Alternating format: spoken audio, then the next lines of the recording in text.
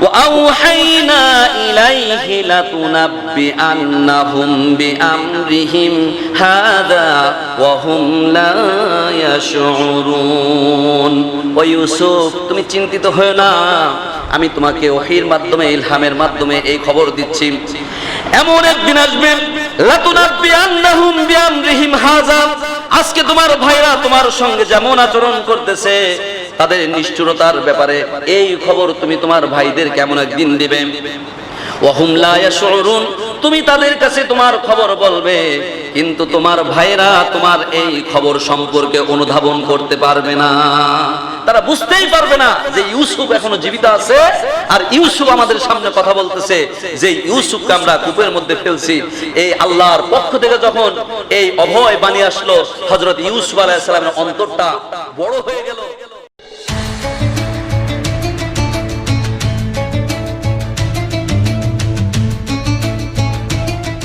إن الحمد لله نحمده ونستعينه ونستغفره ونؤمن به ونتوكل عليه ونعوذ بالله من شرور أنفسنا ومن سيئات أعمالنا من يهده الله فلا مضل له ومن يضلله فلا تجد له وليا مرشدا نشهد أن لا إله إلا الله وحده لا شريك له والذي لا ضد له ولا ند له لا مثل له ولا مثيل لا وزير له ولا كفيل له لا شبه له ولا شبيه له ونشهد أن سيدنا وحبيبنا وحبيب قلوبنا وطبيبنا وطبيب أرواحنا وبشيرنا ونذيرنا ومولانا محمدا عبد الله ورسوله أرسله بالحق بشيرا ونذيرا وداعيا إلى الله بإذنه وسراجا وقمرا منيرا أما بعد فقد قال الله تعالى في كلامه المجيد وفرقانه الحميد أعوذ بالله من الشيطان الرجيم بسم الله الرحمن الرحيم اقتلوا يوسف أو اطرحوه أرضا يخل لكم وجه أبيكم وتكونوا من بعده قوما صالحين صدق الله العظيم وقال تعالى في شان حبيب محمد صلى الله عليه وسلم إن الله وملائكته يصلون على النبي يا أيها الذين آمنوا صلوا عليه وسلموا تسليما اللهم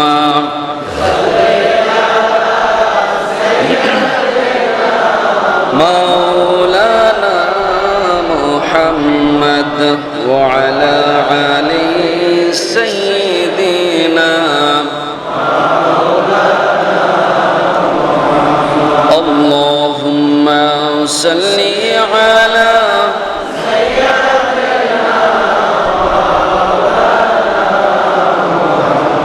وعلى آل سيدنا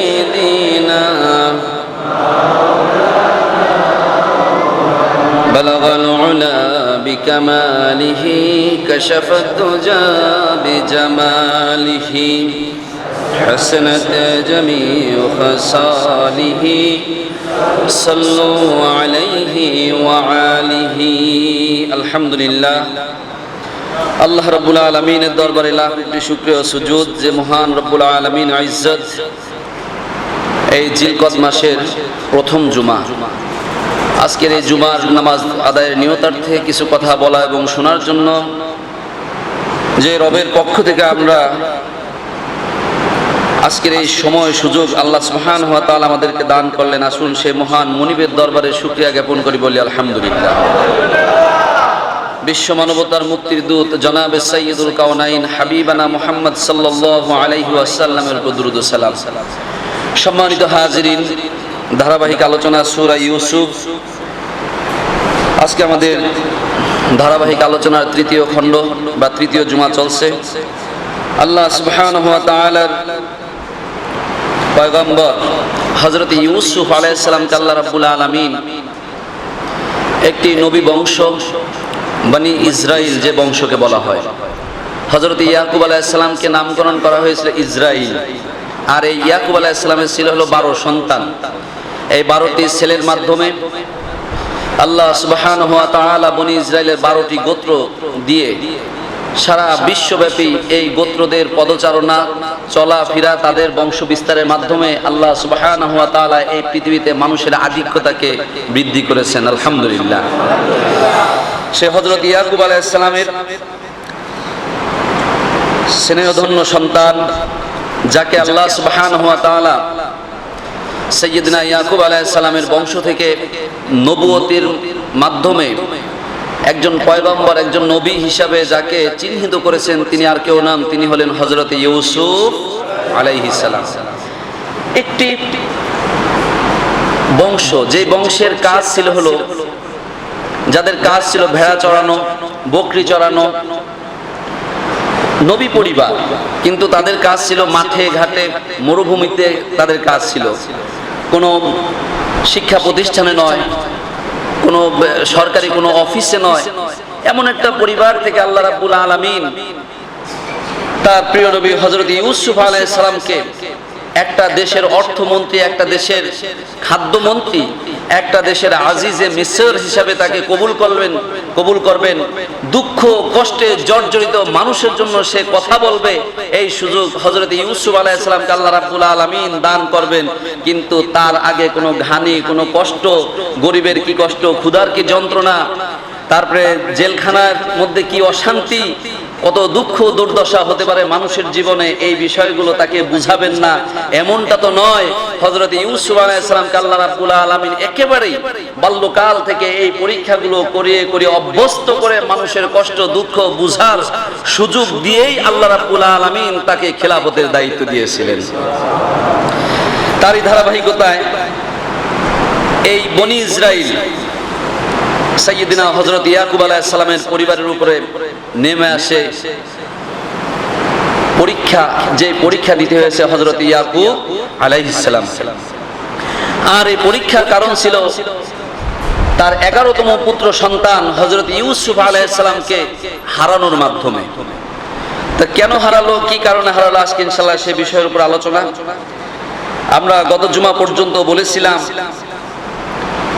ভাইয়েরা হযরত ইউসুফ আলাইহিস সালামের স্বপ্নের কথা জেনেছে, আর এই জানাটাই হয়েছিল হযরত ইউসুফ আলাইহিস সালামকে এই পরীক্ষার সূচনা। কি সেই সূচনা, পরীক্ষা কিভাবে দিল? পবিত্র কোরআন আল্লাহ সুবহানাহু ওয়া তাআলা ধারাবাহিকভাবে এই আহসানুল কসস, সুন্দর আলোচনা, উত্তম আলোচনা, যা মানুষকে রোমাঞ্চিত করে, যার মধ্যে রয়েছে শিক্ষা। আল্লাহ সুবহানাহু ওয়া তাআলা পবিত্র কোরআনে এই সূরার মাধ্যমে কিয়ামত পর্যন্ত এই শিক্ষা, এই ঘটনা মানুষের মধ্যে জারি করে রেখেছেন। আমরা সেই কোরআন থেকে ইনশাআল্লাহ জানার চেষ্টা করব বিমাশিয়াতিল্লাহি তাআলা। আমার বন্ধুগণ, হযরত ইউসুফ আলাইহিস সালাম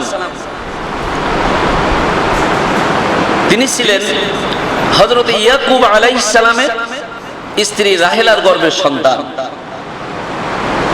এই ইউসুফ আলাইহিস সালামের আরেকটি ভাই ছিল, নাম হলো বিনিয়ামিন। এই বিনিয়ামিনকে জন্ম দিতে গিয়েই হযরত ইউসুফ আলাইহিস সালামের মা এই দুনিয়ার নাজ নিয়ামত, দুনিয়ার আলো থেকে তিনি বিদায় নিয়ে কবরের যাত্রী হয়ে তিনি পরকালের বাসিন্দা হিসেবে আল্লাহ রাব্বুল আলামিনের দরবারে কবুল হয়ে যান। কিন্তু যখনই একটি মাতৃহারা সন্তান আমাদের কারো পরিবারের মধ্যে থাকে অথবা সমাজের মধ্যে থাকে, আমরা যখন জানি এই সন্তানটার মা নেই, তখন কিন্তু আমাদের হৃদয়ের ভিতর থেকে তার জন্য আলাদা একটা স্নেহের জায়গা তৈরি হয়। কথা বলেন ঠিক কিনা?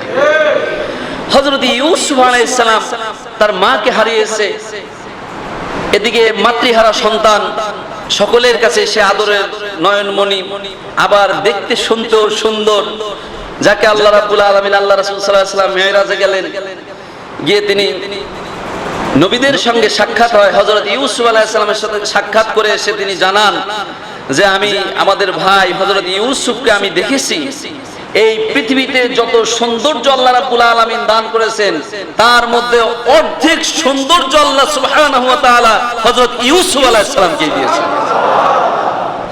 এত সুন্দর যে মানুষ আল্লাহ রাব্বুল আলামিন পৃথিবীতে পাঠাইলেন, এমনিই তো সে ভালোবাসার উত্তরসূরি, কি বলেন, ভালোবাসা পাওয়ার যোগ্য। এই ভালোবাসাটা তার জন্য কাল হয়ে দাঁড়ায়। এইদিকে তার চারিত্রিক মাধুর্যতা, যেহেতু আল্লাহ রাব্বুল আলামিন তাকে ভবিষ্যৎ নবী বানাবেন, সে একজন ভাবী নবী, তাই এই যাকে আল্লাহ সুবহানাহু ওয়া তাআলা নবুয়ত দিবেন তার পরিচালনার দায়িত্ব আল্লাহ রাব্বুল আলামিন নিজ হাতে নিয়েছেন। তার কথা, তার চারিত্রিক সৌন্দর্য, তার আচার আচরণ, মানুষের সঙ্গে তার মুআমালাতকেও আল্লাহ রাব্বুল আলামিনের পক্ষ থেকে যেহেতু নিয়ন্ত্রিত, যার ফলশ্রুতিতে মানুষের হৃদয়ের মণিকুঠায় সে গিয়ে জায়গা করে নিয়েছিল। ভাইদের কাছে এটাও হিংসার কারণ ছিল। ওইদিকে মা নেই, ওই ভাইদের যে মারা আছে তারা তাকে আদর করে, আবার বাবার কাছে ভালোবাসার আধিক্যতা লাভ করে। বাবা দেখলেন আমার স্ত্রী তাদেরকে রেখে দুনিয়া থেকে চলে গেছে, বাবাও এই সন্তানদেরকে বেশি ভালোবাসার কারণে হযরত ইউসুফ আলাইহিস সালাম ভাইদের কাছে চোখের কাঁটা হয়ে দাঁড়ালেন। একটাই কারণ, তা হলো অধিক জনপ্রিয়তা। হযরত ইয়াকুব আলাইহিস সালাম সন্তান ইউসুফ বিনিয়ামিনকে বেশি ভালোবাসে, ভাইদের কাছে ভালো লাগে না। ভাইরা বসে বসে কূটকৌশল করতে লাগলো, যে করেই হোক ইউসুফকে ভাই আব্বার কাছ থেকে দূরে সরাতে হবে, হয়তো হত্যা করে, হয়তো বা দূর কোনো দেশে তাকে ফেলে আসতে হবে।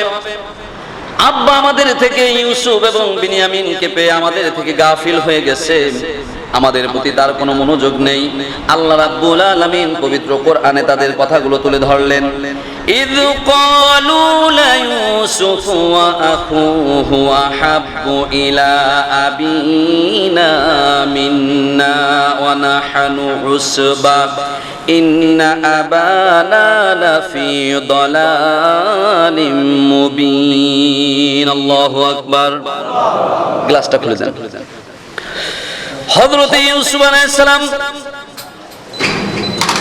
যখন পিতা ইয়াকুব আলাইহিস সালামের কাছে অধিক ভালোবাসার যোগ্য হয়ে যায়, ভাইরা চিন্তা করলো ওয়াকুহু আহাব্বু ইলা আবিনা, আমাদের ভাই ইউসুফ তো আমাদের পিতার কাছে বেশি প্রিয়, বেশি ভালোবাসার মানুষ। ওয়া নাহনু উসবা, অথচ আমরা 10 ভাই একটি দল, আমরা চাইলে এই পরিবারের জন্য অনেক কিছু করতে পারে, আমরা সুসংহত শক্তিশালী একটি দল। আমাদের দিকে আমাদের পিতার কোনো মনোযোগ নাই, আমাদের থেকে পিতা গাফেল, বেখবর হয়ে আছে। শুধুমাত্র ইউসুফকে নিয়ে পিতার বেশি ভালোবাসা, ইউসুফকে নিয়ে পিতার বেশি আশা ভালোবাসা। সুতরাং আমাদের কাছে মনে হয় আমাদের পরে যদি কেউ উত্তরসূরি হয়, নবুয়তের দরজা যদি কারোর জন্য যদি খোলা থাকে, তাহলে এই ইউসুফী নবুয়তের দরজা তার জন্য খোলা। সুতরাং নবুয়ত পর আগেই যে করেই হোক পিতার থেকে তাকে বিয়োগ করে ফেলতে হবে। ভাইরা বসে একটা পরামর্শ করেছে, তারা পিতার উপর অপবাদ দিল, ইন্না আবানা লাফি দালালিম মুবিন, নিশ্চয় আমাদের পিতা, আমরা তাকে দেখতেছি সে স্পষ্ট ভ্রান্তি স্পষ্ট গুমরাহির মধ্যে সে নিমজ্জিত রয়েছে। কারণ আমরাও তার সন্তান, ইউসুফও তার সন্তান, বেনিয়ামিনও তার সন্তান। আমাদের সকলকে উপেক্ষা করে ইউসুফ বেনিয়ামিনকে বেশি ভালোবাসে, এটা তো আসলে কোনো ঠিক নয়। এটা আমাদের অধিকারকে ক্ষুণ্ণ করা হতেছে। এইভাবে তারা ভাইরা বিভিন্ন রকম কূটকৌশল করে সলা পরামর্শের মাধ্যমে তারা চিন্তা করলো একটা সিদ্ধান্তে আসা যাক। উকতুলু ইউসুফা আবিতরহুহু আরদান ইয়াখলু লাকুম ওয়াজহু আবিকুম ওয়া তাকুনু মিন বা'দিহি কওমান সালিহিন। ভাইরা সিদ্ধান্ত নিল, তাদের পরামর্শ বৈঠক থেকে এই সিদ্ধান্তে তারা উপনীত হলো, উকতুলু ইউসুফ, ইউসুফকে হত্যা করে দাও। যদি ইউসুফকে আমরা মেরে ফেলতে পারি, যদি হত্যা করতে পারি, তাহলে বাবার চোখের সামনে আর ইউসুফও থাকবে না, ইউসুফকে নিয়ে বাবার আর কোনো চিন্তা ভাবনাও থাকবে না। অথবা আবিতরহুহু আরদান ইয়াখলু লাকুম, আরেকটা করা যায়, ইউসুফকে এমন জায়গা আমরা ফেলে আসতে পারি, আমাদের বাড়ি থেকে অনেক দূর কোনো জায়গা আমরা তাকে রেখে আসতে পারি। যদি আমরা তাকে এই নির্জনতার মধ্যে ফেলে রেখে আসতে পারি, ওয়াজহু আবিকুম, তার উপকার যেটা হবে, আমাদের পিতার দৃষ্টি তখন আমাদের প্রতি নিক্ষেপ হবে। ইউসুফ নাই, বাবা চিন্তা করবে কাকে নিয়ে? ইউসুফ নাই, বাবা সঙ্গ দেবে কার সঙ্গে? তখন বাবার মনোযোগ, বাবার দৃষ্টি, বাবার সর্বদিকেই আমরা তখন বাবার নিকটবর্তী হতে পারবো। আমরা বাবার নিকটবর্তী হওয়ার ক্ষেত্রে আমরা শুধুমাত্র ইউসুফকে দেওয়াল হিসাবে দেখতেছি। হিংসা। আমার বন্ধুগণ, ভাইয়েরা, নিজেরা নিজেরা যেহেতু নবীর পরিবারের লোক, তাদের মধ্যে আল্লাহ ভীতি আছে, তারা চিন্তা করলে এমন কাজ যদি আমরা করি আল্লাহর কাছে তো আমরা পাপিষ্ট হয়ে যাব। এবার নিজেরা আবার ওই পরামর্শ বৈঠক থেকে সিদ্ধান্ত নিল, ওয়া তাকুনু মিন বা'দিহি কওমান সালিহিন, অপকর্ম আমাদের দ্বারা হবে, আর এই অপকর্ম থেকে বাঁচার জন্য আমরা তওবা করব, আল্লাহর কাছে আমরা মাফ চেয়ে নেব। যদি আল্লাহ মাফ করে দেন তাহলেই তো আমরা নেককার লোকদের মধ্যে শামিল হয়ে যাব। তার মানে মানুষ হত্যা, মানুষের অধিকার হরণ করা, এটা কোনো ভালো কাজ নয়। আল্লাহর কাছে এটা অবশ্যই একটা নিকৃষ্ট কাজ, আল্লাহ সুবহানাহু ওয়া তাআলার অপছন্দনীয় কাজ। এই কাজ আমরা করার পরে আল্লাহর কাছে আমরা তওবা তাসলিম করে নেব, আর আল্লাহ মাফ করে দিলেই তো আমরা ভালো মানুষ হয়ে যাব। সহজ করে নিয়েছি বিষয়টাকে। বন্ধুগণ, এইভাবে তারা হযরত ইউসুফ আলাইহিস সালামকে হত্যা করার জন্য তারা চক্রান্ত করল। কিন্তু তাদের মধ্য থেকে একজন ছিলেন, নাম তার ছিল হলো রুবেন। এই ভাই সে বলল, তাকে হত্যা করে কি আমরা বাবার কাছ থেকে পার পেতে পারবো? তাদের এই পরামর্শ বৈঠকের মধ্যে কথা হতে লাগলো। ক্বালা কাইলুম মিনহুম লা তাকতুলু ইউসুফা ওয়া আলকুহু ফি গায়াবাতিল জুব ইয়ালতাকিতুহু বা'দুস সাইয়ারাতি ইন কুনতুম ফাইলিন। এই পরামর্শ বৈঠকের মধ্যে আবার সিদ্ধান্ত আসতেছে,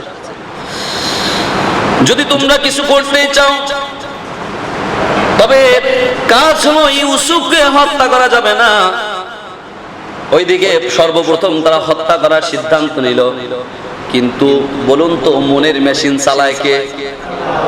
আল্লাহ রাব্বুল আলামিন হযরত ইউসুফ আলাইহিস সালামকে সামনে নবুয়তি দান করবেন, তাকে দিয়ে জাতির খেদমত করাবেন, খেলাফতের দায়িত্ব দিবেন।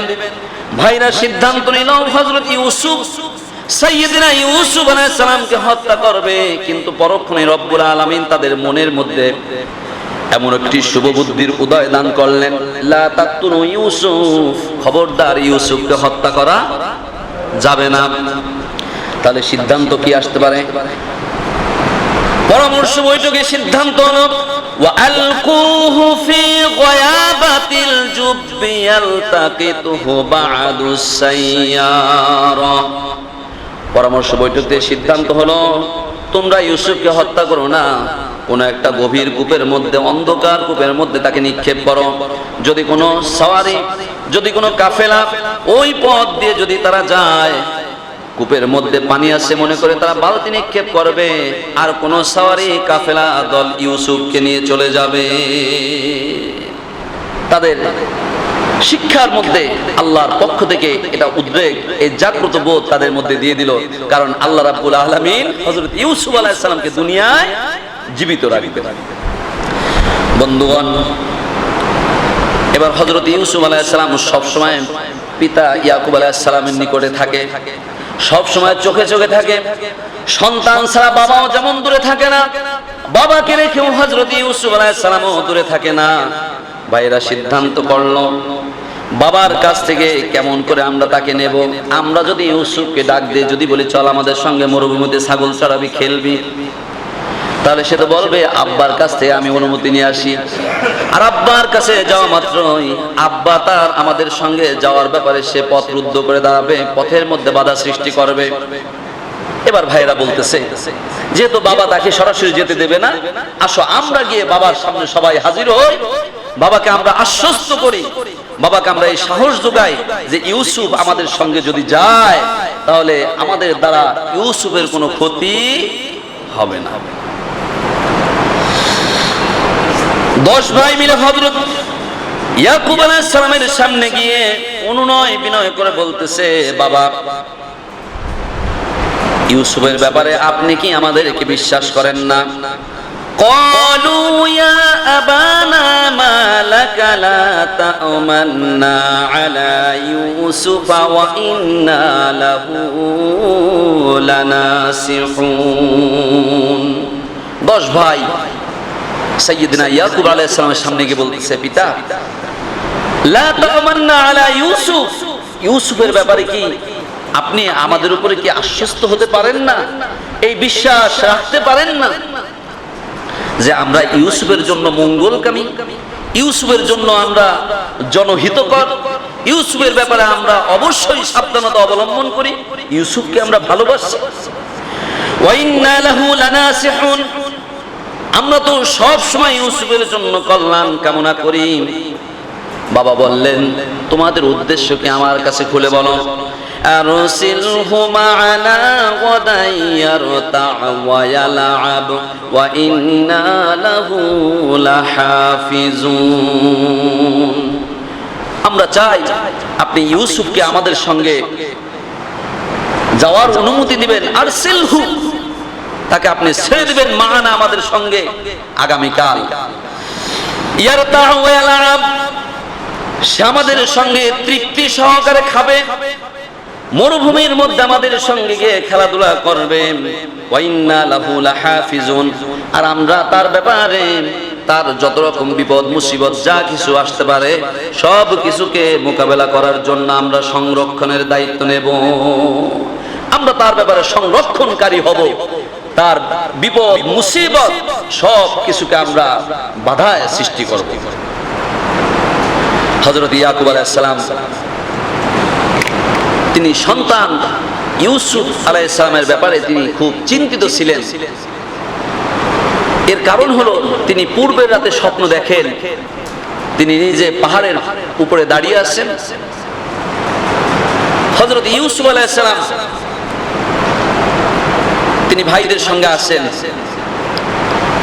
এমন সময় তিনি দেখতে পেলেন 10টা নেকড়ে ইউসুফ আলাইহিস সালামকে ধাওয়া করতেছে। ধাওয়া করতে করতে ইউসুফ আলাইহিস সালাম আব্বা আব্বা বলে চিৎকার করে তিনি সামনের দিকে অগ্রগামী। ইয়াকুব আলাইহিস সালাম দেখলেন যে এই 10টা নেকড়ে তাকে ধরতে পারে নাই, কিন্তু এই 10টা নেকড়ের মধ্য থেকে একটা নেকড়ে ইউসুফ আলাইহিস সালামকে বাঁচানোর জন্য সে সিদ্ধান্ত নিয়েছে এবং এই ব্যাপারে সে কঠিন পদক্ষেপের মাধ্যমে বাকি 9টা নেকড়েকে সে ফিরিয়েছে যাতে ইউসুফকে হত্যা করতে না পারে। এরপরে হযরত ইয়াকুব আলাইহিস সালাম স্বপ্ন দেখলেন মাটি খুঁড়ে হযরত ইউসুফ আলাইহিস সালাম এই নেকড়ের পাল থেকে বাঁচার জন্য তিনি মাটির গভীরের মধ্যে গিয়ে আত্মগোপন করে আর এই নেকড়েরা ফিরে যায়।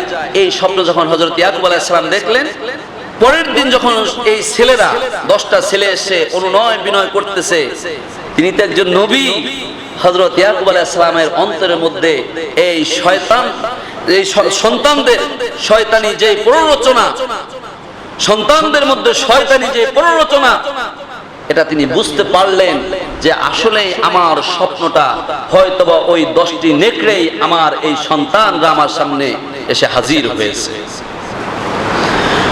বন্ধুগণ, হযরত ইয়াকুব আলাইহিস সালামের কাছে ইউসুফ আলাইহিস সালামকে চাওয়া হলো, সঙ্গে করে মরুভূমিতে নিয়ে যাবে, খেলবে, খাবে। কিন্তু হযরত ইয়াকুব আলাইহিস সালাম বললেন, ইন্নী লা ইয়াহজুনুনি আন তাযহাবু বিহি ওয়া আখাফু আন ইয়াকুলাহু যিবু ওয়া আনতুম আনহু গাফিলুন।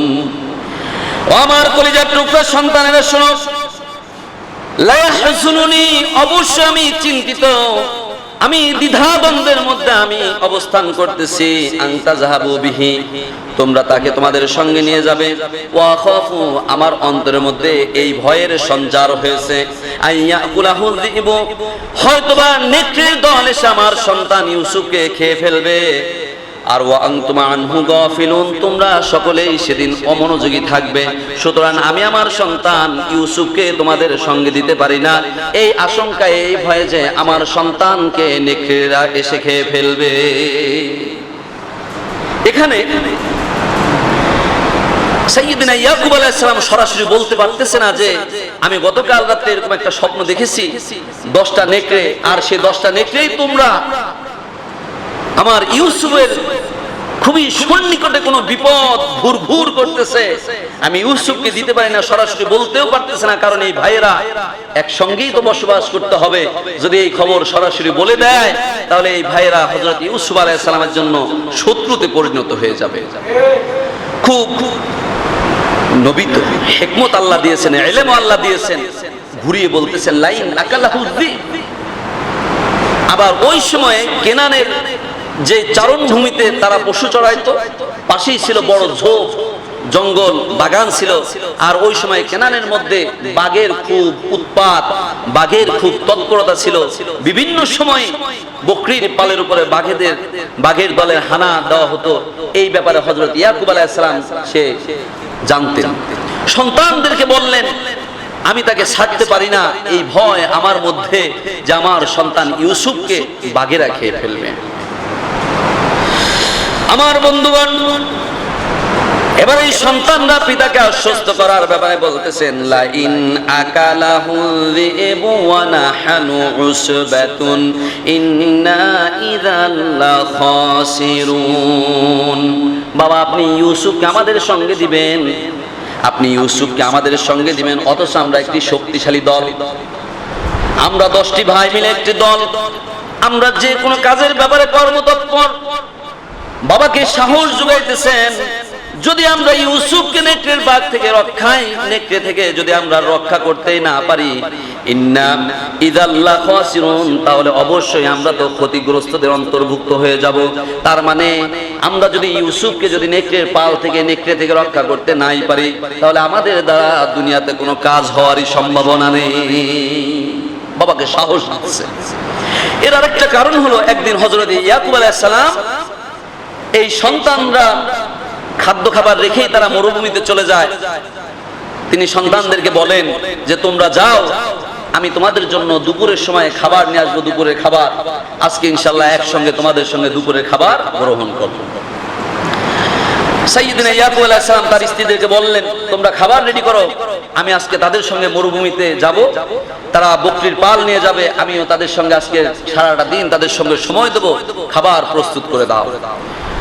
সাইয়্যিদনা ইয়াকুব আলাইহিস সালাম খাবার নিয়ে যখন মরুভূমিতে যান, একটা পর্যায়ে তাদের বকরির পালের উপরে নেকড়ের পাল এসে হানা দেয়, আর এই 10 সন্তান দৌড়ে গিয়ে হাতে লাঠি দিয়ে নেকড়ে মেরে তারা বাবার সামনে নেকড়ে থেকে ছাগলের পালকে মুক্ত করেন। এটা দেখে হযরত ইয়াকুব আলাইহিস সালামের অন্তরের মধ্যে একটা সাহসের সঞ্চার হয়, এবং তারা এই সময় ওই কাজটাই লাগায় যে লাইন আকালাহু যিবু ওয়া নাহনু উসবা, বাবা আপনি তো দেখেছিলেন একবার আমরা আমাদের ছাগলের পাল বকরির পালকে আমরা নেকড়ের হাত থেকে রক্ষা করেছি, আজকে আমরা ইউসুফকে রক্ষা করতে পারবো না, এটা তো হতে পারে না। ইউসুফকে আপনি দেন, যে কোনো বিপদ মুসিবতে ওয়াইন্না লাহু লাহাফিজুন, ইউসুফের ব্যাপারে অবশ্যই আমরা হব সংরক্ষণশীল।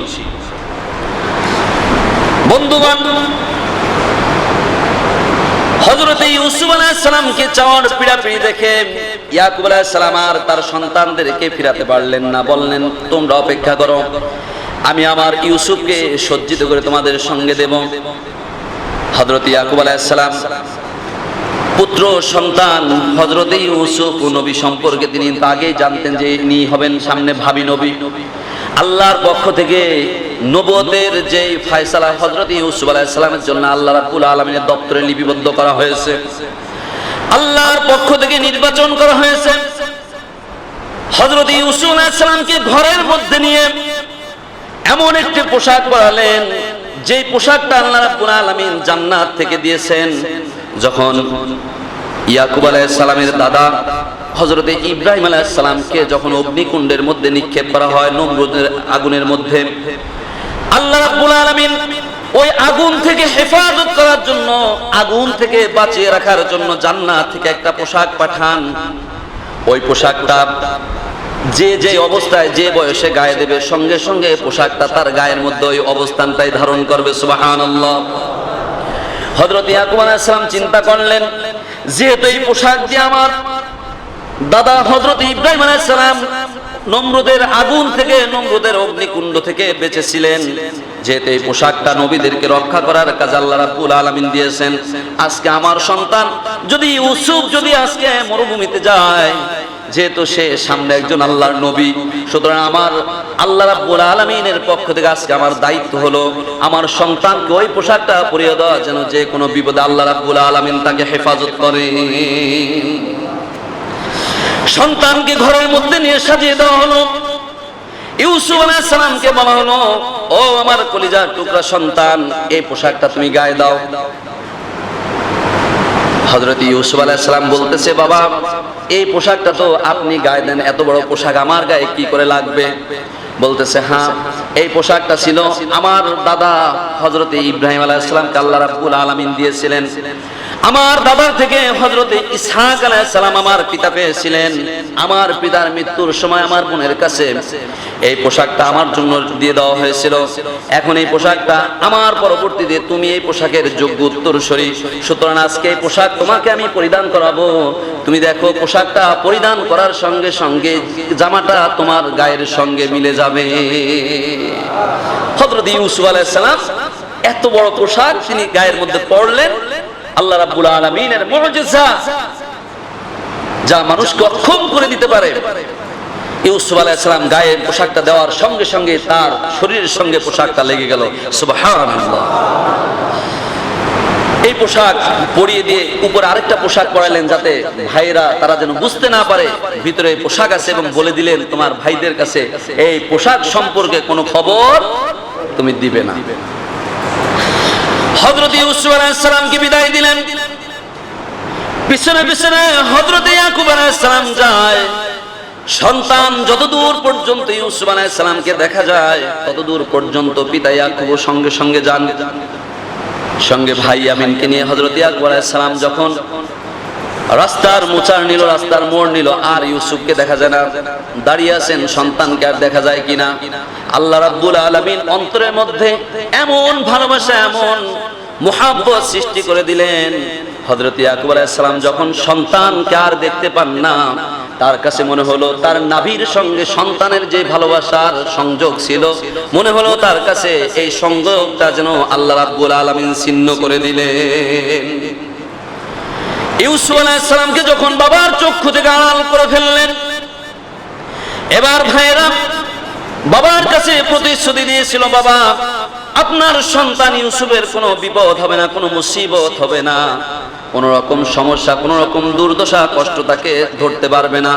যত রকম বিপদ মুসিবত যা কিছু আছে সব কিছু আমরা দেখব। ওয়া ইন্না লাহু লাহাফিজুন, আমরা তার ব্যাপারে সংরক্ষণকারী হব। এই ভাইদের চরিত্র এবার পাল্টে যায়, কারণ তাদের মধ্যে শয়তান কিন্তু সওয়ার করেছে। কথা বলেন ঠিক কিনা?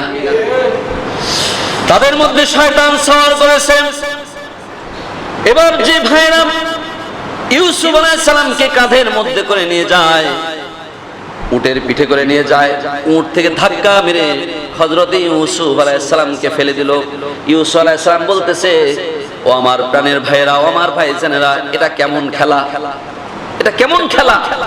আপনারা তো বলছেন আমার সঙ্গে খেলবেন, কিন্তু এটা কেমন খেলা শুরু করছেন? আমি তো ব্যথা পেয়েছি।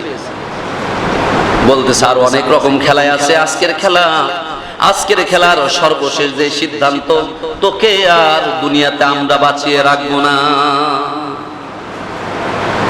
হযরত ইউসুফ আলাইহিস সালাম ভাইদের দিকে তাকিয়ে অনুনয় বিনয় করে বলতেছে, ও আমার ভাইজানেরা, আপনারা না আব্বার কাছ থেকে এই প্রতিশ্রুতি দিয়ে এসেছিলেন যে আমার কোনো বিপদ আপনারা স্পর্শ করতে দিবেন না, আমার কোনো ক্ষতি করতে দিবেন না, কিন্তু আপনাদের সেই ওয়াদার ব্যাপারে আপনারা তো বরখলাপ করতেছেন, ওয়াদার সঙ্গে আপনারা ধোঁকাবাজি করতেছেন। এই ব্যাপারে আব্বাকে আপনারা কি জবাব দিবেন, আল্লাহকে আপনারা কি জবাব দিবেন? ভাইরা বলল, আমরা তোর সঙ্গে নিষ্ঠুর আচরণ করব, আজকে তোর উপর অত্যাচার করব, নির্যাতন করব। ইউসুফ, তুই বলেছিলি তোকে 11টি তারকা, চন্দ্র সূর্য তোকে সেজদা করতে, আজকে তোমার সেই তারকারা কোথায়, চন্দ্র সূর্য কোথায়? যদি ওই চন্দ্র সূর্য তারকারা সত্যি যদি তোমাকে সেজদা করে থাকে, আজকে আমাদের রোশানল থেকে ওই তারকা চন্দ্ররাই তোমাকে হেফাজত করবে, ওই তারকারাই তোমাকে হেফাজত করবে, ওই চন্দ্র সূর্য তোমাকে হেফাজত করবে। বন্ধুগণ, এইভাবে হযরত ইউসুফ আলাইহিস সালামের উপর তারা নিষ্ঠুর হয়ে গেল। একটা পর্যায়ে হযরত ইউসুফ আলাইহিস সালাম রক্তাক্ত হয়ে গেলেন, জমিনের মধ্যে লুটিয়ে পড়েছেন।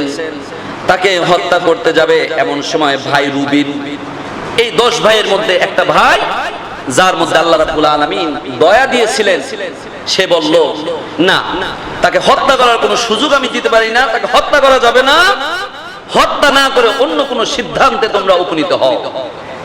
বলতেছে, তুমি যদি বাধা সৃষ্টি করো তাহলে আমাদের কবল থেকে তোমাকে কে রক্ষা করবে? রুবিন চিন্তা করলো, ওরা তো এখন হিংস্র হয়ে গেছে, ওরা হয়তোবা আমি যদি ইউসুফকে বাঁচানোর জন্য বাধা সৃষ্টি করি, আমাকে মেরে হয়তোবা ইউসুফকেও তারা আমার পরবর্তীতে খুন করবে।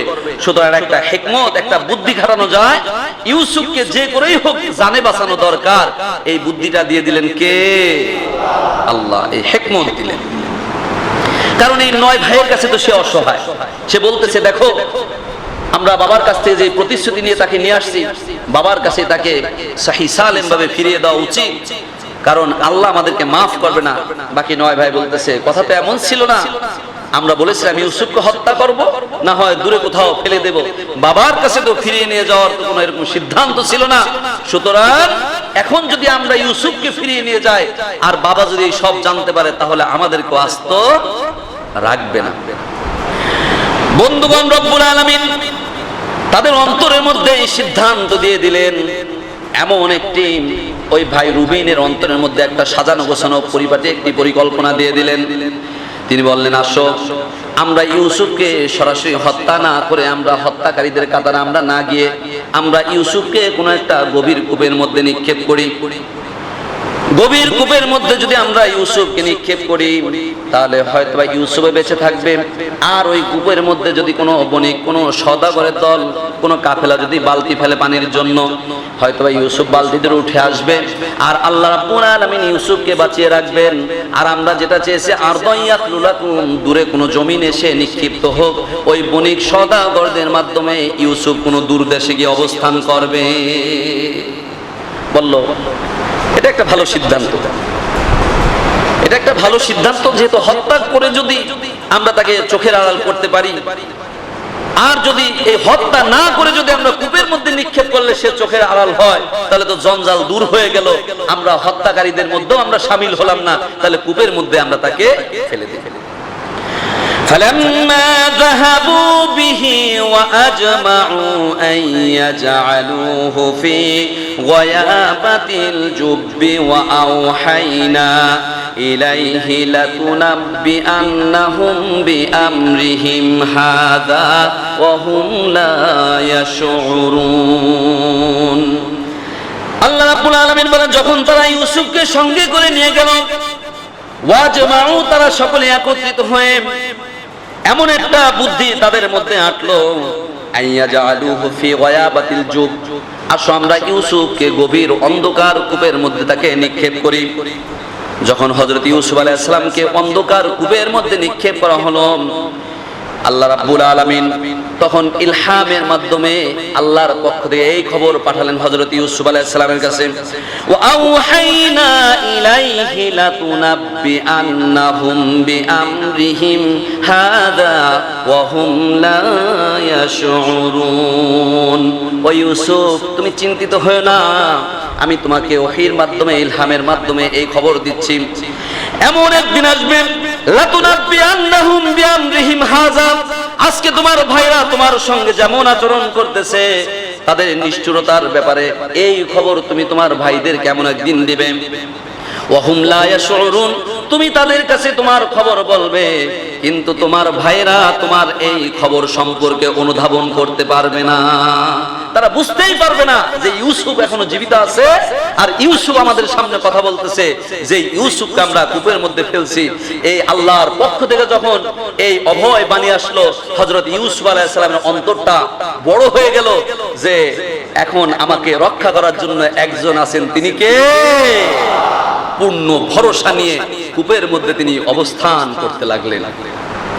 তার মানে তার অন্তরের মধ্যে সিদ্ধান্ত আসলো যে আমি তো আর মারা যাচ্ছি না কূপের মধ্যে পড়ে, আল্লাহ রাব্বুল আলামিন আমার দায়িত্ব নিয়েছেন, অবশ্যই আল্লাহ আমাকে এই কূপ থেকে তুলবেন এবং আমাকে এমন একটা পজিশনে, এমন একটা পরিবেশ আল্লাহ কোনো একদিন পৌঁছাবেন যেদিন এই ভাইরা আমার সামনে আসবে আর এই ঘটনা, এই খবর ভাইদের সামনে বলার সুযোগ আল্লাহ আমাকে দিয়ে দিবেন। সুবহানাল্লাহ। বন্ধুগণ, হযরত ইউসুফ আলাইহিস সালামকে তারা কূপের মধ্যে নিক্ষেপ করে বাড়িতে চলে আসবেন। বিকাল হয়ে যায়, পথ তারা ছেড়ে বাড়ির দিকে রওনা হবে। এমন সময় ভাইরা চিন্তা করলো, আসার সময় বাবার সঙ্গে তো ইউসুফের নিরাপত্তার ব্যাপারে বড় গলায় কথা বলে এসেছি, কিন্তু এখন ইউসুফকে আমরা কূপের মধ্যে রাখলাম, ইউসুফকে তার সঙ্গে নিতেছি না, বাবার কাছে গিয়ে আমরা কি বলবো, কোনো একটা সিদ্ধান্ত আসা দরকার, কারণ বাবাকে গিয়ে আমরা কি বলবো ইউসুফের ব্যাপারে। ভাইদের অন্তরের মধ্যে একটা সিদ্ধান্ত আসলো,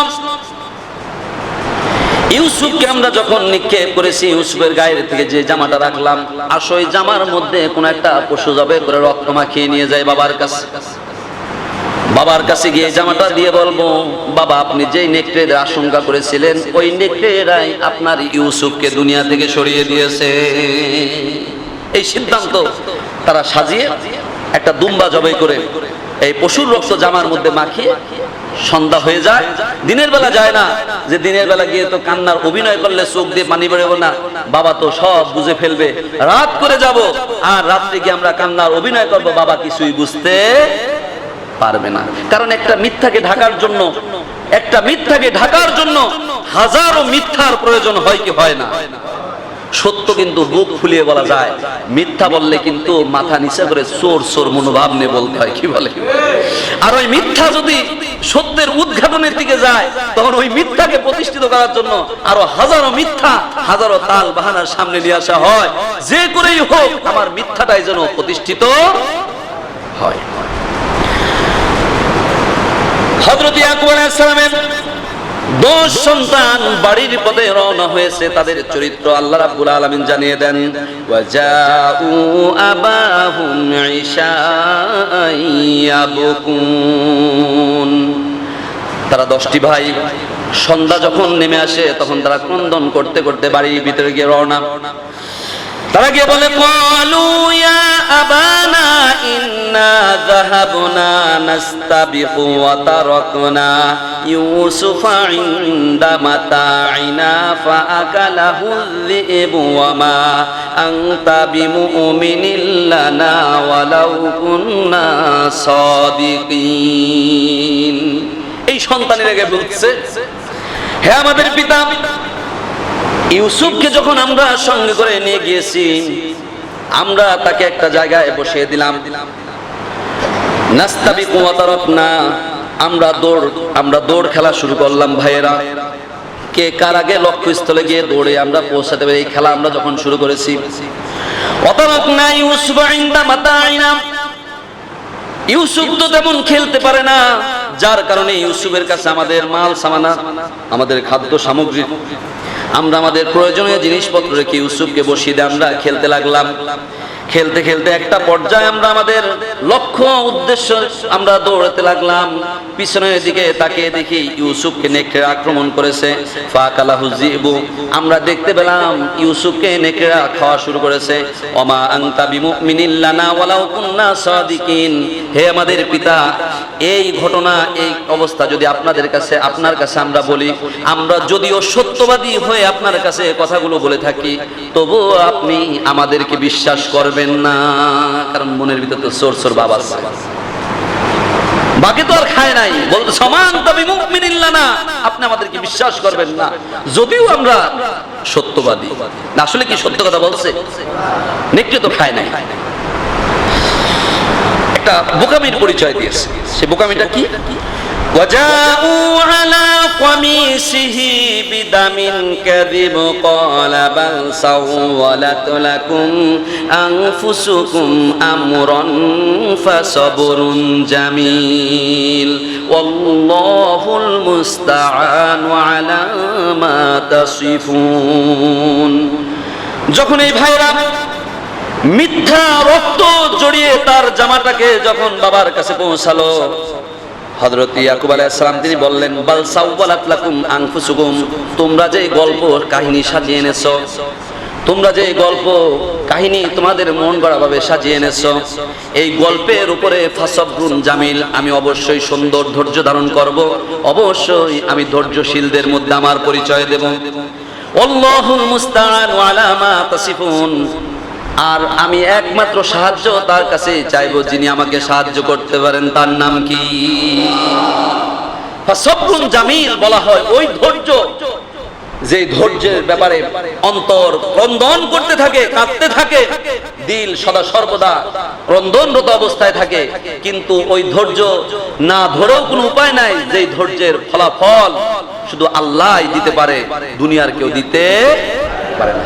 এখন এখানে তাদের বোকামিটা কি ছিল? ওয়াজাউ আলা কামিসি বিদামিন কাযিব, মিথ্যা রক্ত, পশুর রক্ত নিয়ে আসছে। বাবা বলতেছে, এই যে পোশাকে তোমরা যে রক্ত জড়িয়ে আনছো, এটা তো আমার ইউসুফের রক্ত না, এটা মানুষের রক্ত না। আর যে পোশাক তোমরা এনেছো, যদি সত্যিকার অর্থেই ইউসুফের গায়ে পোশাক রত অবস্থায় যদি কোনো নেকড়ে যদি ইউসুফকে আক্রমণ করে থাকে, তাহলে এই পোশাকের মধ্যে তো কোথাও কোনো ছিঁড়া ফাটা, কোনো রকম কাঁটা, তারপর আসরের কোনো দাগ দেখতেছি না, পোশাকটা তো আমি একেবারে ভালো দেখতেছি, সুতরাং তোমরা আমার সঙ্গে কোনো নাটকের অভিনয় করতেছো। এই যে ইউসুফ আলাইহিস সালামের যে ভাইরা, তারা কিন্তু অনেক বিচক্ষণ ছিল। একটা গল্প বললে আপনারা বুঝতে পারবেন, এই 10 ভাই তাদের ব্রেন শার্প ছিল। এখানে তারা কেন বোকামির পরিচয় দিলেন, এর মাধ্যমে অবশ্যই হিকমত আছে কি নাই। হযরত ইয়াকুব আলাইহিস সালামকে আল্লাহ রাব্বুল আলামিন ধৈর্য ধারণ করার ব্যাপারে কিছুটা আশ্বাস দিলেন। এই ইয়াকুব আলাইহিস সালামের 10 পুত্র একদিন রাস্তা দিয়ে হেঁটে যাচ্ছে, তারা রাস্তার অবস্থান দেখে তারা বলতেছে, কিছুক্ষণ আগে এইখান দিয়ে একটা গরু গেছে, একটা গাভী।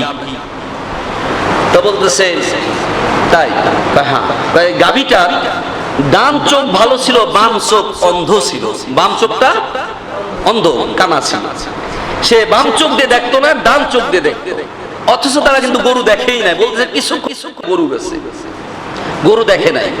বলতেছে গরুটা গাভীন, যেটাকে বলে মানে কি, পেটে বাচ্চা। এখন এটা কিভাবে তারা এই তাদের ব্রেনের মধ্যে জায়গা দিল, কি আলামত দেখে, এটাই কিন্তু প্রশ্নের বিষয়। কি বলে? তারা দেখতে পেল, তারা যে রাস্তা দিয়ে চলছে, এই রাস্তার ডান পাশের শুধু ঘাসগুলো গরুটা খাইছে, কিন্তু রাস্তার বাম পাশেও সুন্দর সুন্দর ঘাস আছে, এই ঘাসগুলো খায় নাই। তার মানে বলতেছে, যেহেতু গরুটা এই পথ দিয়ে গেছে, ডান পাশের ঘাস খেলো, বাম পাশের গুলো খেলো না। গরু বাম পাশের চোখটা অন্ধ থাকার কারণে বাম পাশে ঘাস দেখেও নাই, খায়ও নাই, শুধু ডান পাশ দিয়ে খেয়ে গেছে। তা বলতেছে, গরুটা যে গাভী, গরুটার পেটে যে বাছুর আছে, এটা কি করে বুঝলা? বলতেছে, গরুটার পেটে বাছুর আছে, এটা বুঝার আলামত হলো গরুটা এই পথ দিয়ে গেছে, গরুর সামনের পা যতটুকু গাড়ছে পিছনের পা তার থেকে বেশি মাটির মধ্যে গেড়ে গেছে। তার মানে এই পিছনের পায়ের আলামত দেখে, এই গাড়ার আলামত দেখে বোঝা যায় যে গরুটা গাভীন, তার পেটে আরেকটা বাছুর থাকার কারণে তার পেট ভার হয়ে গেছে, মাজার অংশ ভারী হওয়ার কারণে মাটি নিচের দিকে দেবে গেছে। এই আলামত দেখে তারা বলে দিতে পারলো গরুর এক চোখ নাই, গরুটা গাভীন। তারা দ্রুত হেঁটে গিয়ে দেখলো গরুর যেই আলামত তারা বর্ণনা করছে তাদের আলামতের সঙ্গে গরুর মিল। কি বুদ্ধি, কি তীক্ষ্ণ মেধা থাকার পরেও তারা এখানে ধরা খেয়ে গেল। এটা আল্লাহ রাব্বুল আলামিনের পক্ষ থেকে হিকমত ছিল। সম্মানিত আমার প্রিয় মুসল্লিয়ান বৃন্দ, আল্লাহ রাব্বুল আলামিন এইভাবেই জালিমরা যতই জুলুম করুক তার জুলুমের দরজা মানুষের কাছে প্রস্ফুটিত হওয়ার জন্য, প্রকাশিত হওয়ার জন্য সব পথ তারা বন্ধ করতে পারে না, কোনো না কোনো ছিদ্র থেকেই যায়। আর সেই ছিদ্রের মধ্যে দিয়ে তাদের জালিমের জুলুমের বহিঃপ্রকাশ ঘটে যায়। একদিন না একদিন তাকে জালিম হিসাবে পৃথিবীর মানুষের কাছে পরিগণিত হতে হয়। এর জন্য জুলুম কারো উপরেই করা যাবে না, জুলুম নয় ইহসান করতে হবে। কারণ কেউ পৃথিবীতে জুলুম করে কোনোদিন সফল হতে পারেনি। জালিমের জন্য আল্লাহ রাব্বুল আলামিনের দরজা ওপেন নয়, মাজলুমের জন্য আল্লাহ রাব্বুল আলামিনের দরজা ওপেন। হযরত ইউসুফ আলাইহিস সালামের দোয়া আল্লাহ রাব্বুল আলামিন কবুল করলেন। আর ওই কূপের মধ্যে আল্লাহ সুবহানাহু ওয়া তাআলার পক্ষ থেকে একখানা পাথর ভাসিয়ে দেওয়া হলো, যে পাথরের উপর হযরত ইউসুফ আলাইহিস সালাম বসে নির্দ্বিধায় হযরত জিবরাইল আলাইহিস সালামের সাথে গল্প করতে লাগলেন। সুবহানাল্লাহ। সম্মানিত হাজিরিন, ইনশাআল্লাহ এর পরবর্তীতে আগামী জুমা থেকে ইনশাআল্লাহ আবার আলোচনা হবে যে আগামী জুমায় তো হযরত ইউসুফ আলাইহিস সালামের মিশর গমন, কি বলেন? কূপ থেকে আল্লাহ রাব্বুল আলামিন মিশরের খাদ্যমন্ত্রী, অর্থমন্ত্রী বানাইলেন, আজিজে মিশর বানাইলেন। এটা আল্লাহর কি হিকমত। ইনশাআল্লাহ আগামী জুমায় আমরা তার এই কেনান থেকে হযরত ইউসুফ আলাইহিস সালাম মিশরের ভ্রমণ সম্পর্কে জানবো। বিমাশিয়াতিল্লাহি তাআলা, আল্লাহ রাব্বুল আলামিন যদি দান করেন সবাই বলে আমিন।